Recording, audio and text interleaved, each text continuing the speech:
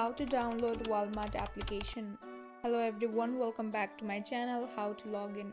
Today on this tutorial video I will show you guys how to download Walmart application on your device. It is a quite easy and simple process, so let's get right into the tutorial. Firstly, make sure that you have a very stable internet connection on your device. After that, open your web browser, for example Safari, and search for Walmart app. As you can see, I have already searched for it. Here I am doing it on iPhone. You can simply follow these steps on Android device too. Now click on that application, and here you can see this app is currently not available in your country or region. That means this application is not available in our country.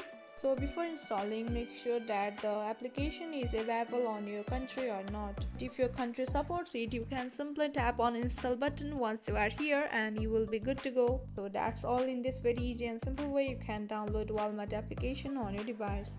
I hope you guys found this video helpful. Don't forget to drop a like and subscribe to my channel. Thank you.